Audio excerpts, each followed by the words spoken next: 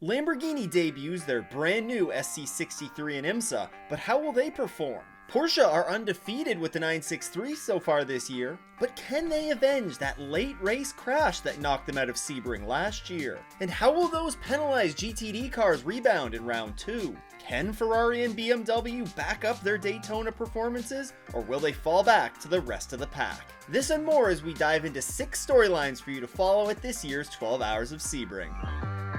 Now, BMW have been a talking point since the first race of the LMDH era last year, and it hasn't always been for the right reasons. Their first race back at the 2023 Rolex saw them being pretty significantly off the pace and also struggling with reliability issues. Now, this is going to be somewhat expected in their first race with a new car, working out some of those gremlins, and then also considering that many of their competitors had significantly more on-track testing time than they did. However, they still finished last in the Manufacturers' Championship. And also, they occupied 2 of the bottom 3 spots in the full season Teams Championship once you excluded the part-time entries from last year. 2023 was certainly not a great start for them with this car, but they did have moments where they showed promise. Good performances at Sebring and Long Beach gave them hope, and then they showed great pace at the Glen where they actually ended up picking up the win there. However, that win at the Glen does come with a slight asterisk.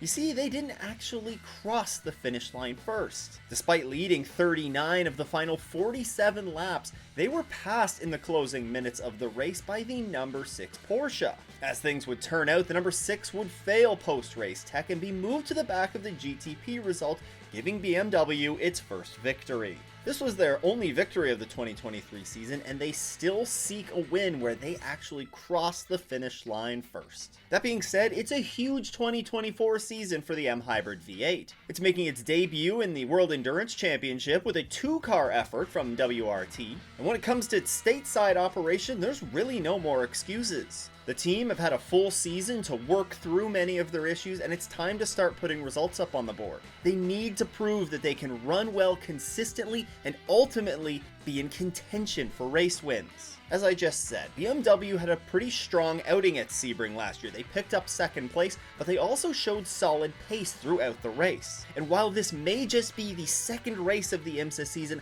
I think it's going to go a long way to show how competitive BMW is going to be for the remainder of the year. Porsche are off to a flying start to their 2024 season. They won the Rolex 24 in the GTP class, edging out Cadillac in the final hour of that race. Then they went out and dominated the World Endurance Championship opener, where they swept the podium there. Yes, it's been a very strong start to the season for Porsche. And heading into Sebring, the number 7 looks to become the first team since Wayne Taylor Racing in 2017 to win the opening 2 rounds of the IMSA season. It's not going to be an easy task, but I think we actually have a pretty good shot at seeing that come to fruition. You see, last year, the Porsches had a pretty interesting 12 hours of Sebring. The cooler temperatures seemed to really suit the Porsches as they found themselves leading in the final hour of the race. However, it would not end well, as we all know. That infamous incident occurred, wiping out the 2 Porsches and the number 10 Acura very late in the running last year. But the key takeaway here, and what I'm going to be watching from Porsche at Sebring,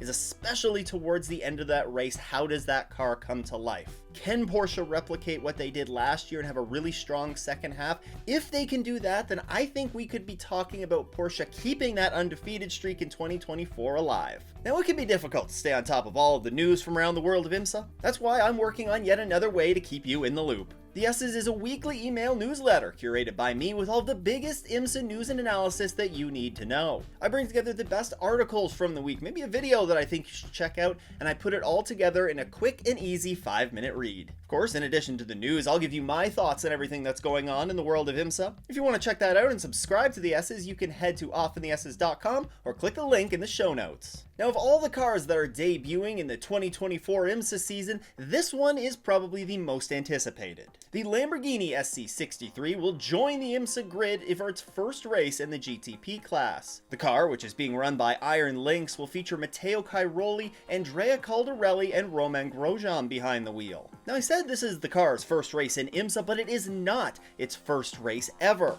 Earlier this month, the SC63 debuted in the World Endurance Championship. In that race, the car finished well down in the order, but it was overall a success for Lamborghini as they completed the entire race and gained some very valuable experience with that car in race conditions. Now, I think when it comes to Sebring, the main goal for Iron Lynx here is just going to be to get that car across the finish line. This is arguably the most grueling track that car is going to have to compete on all year, and I think if they can make it to the end of the 12 Hours of Sebring, that's going to be a very successful weekend for Lamborghini. As for it being competitive this weekend, I'm not really holding my breath. You see, this is only the second race for that car. All of the other manufacturers competed last season, have plenty of data and knowledge compiled that they can utilize to set up their car better and extract more pace out of their car. Now, that being said, I think if Lamborghini goes out here, has a good 12 Hours of Sebring, then I think we could start to see them significantly improve as we head into the summer months, and especially at the 6 Hours of the Glen. Ferrari and BMW, two brands that have decades of racing built into their DNA. And the two GTD brands that everybody's going to be keeping a very close eye on at Sebring. See, both Ferrari and BMW got off to a very strong start at the Rolex. BMW was in the running for a GTD Pro Class win until a late race issue during a brake change caused them to fall a couple of laps down. Ferrari, of course, would inherit that GTD Pro win, and they backed that up in the GTD class with a second, third, and fourth. Both manufacturers were quick, and as it would turn out, both would be penalized by IMSA as they exceeded their allotted performance window during the race. Now, if you want to hear a bit more about those penalties, then you can check out a recent episode that I did where I dive into it a little bit deeper. But the takeaway here as we head into Sebring is that there's some real questions surrounding these cars. In particular, how much of the performance that they showed at the Rolex was real, and how much did they actually exceed the performance window of their car there. Now, the BMW does have a pretty strong track record in IMSA. Last year, they picked up 5 wins, including a Sebring win en route to the GTD Class Championship. Ferrari, meanwhile, is much more of a question mark.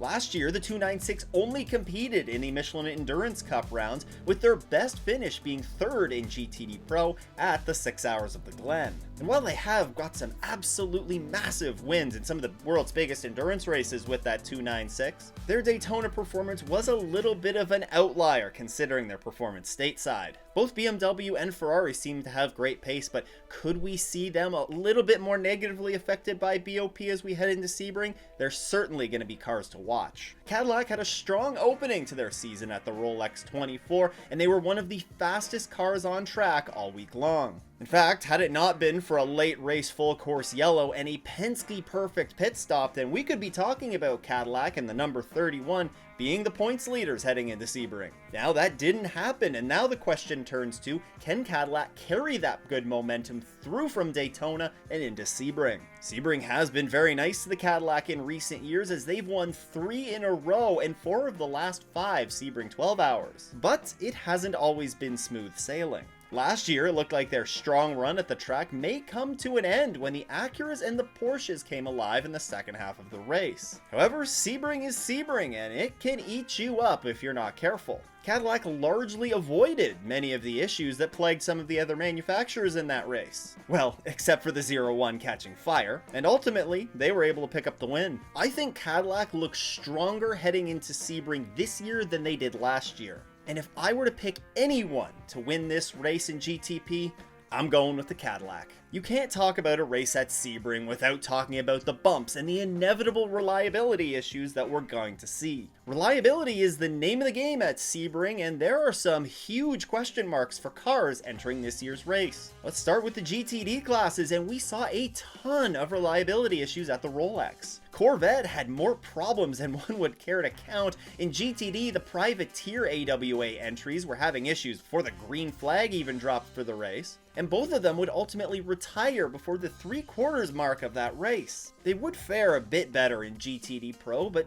both of those cars were also out of contention in the late going. It is concerning coming out of the Rolex with all the issues that Corvette had, especially heading into the roughest track of the season. However, I don't think you can rule Corvette out of this one, no matter how bleak their Rolex 24 looked. Another one of those new GTD cars that struggled was the Ford Mustang. Only one of their 3 Mustangs finished the race, and the number 64 was classified 7 laps down. Not a strong opening race for that new car, and they're also going to be looking to rebound here in a very difficult Sebring race. And there's a GTP that I want to touch on, the Porsche 963. Yes, I know, the car has essentially done about 146 hours of on-track racing between the IMSA opener and the WEC opener. And I think a large contributor to their great track record so far this year is the reliability improvements that they made in the off-season. I mean, clearly they've worked quite well. But Sebring is a far cry from the smooth asphalt in Qatar and the high banks of Daytona.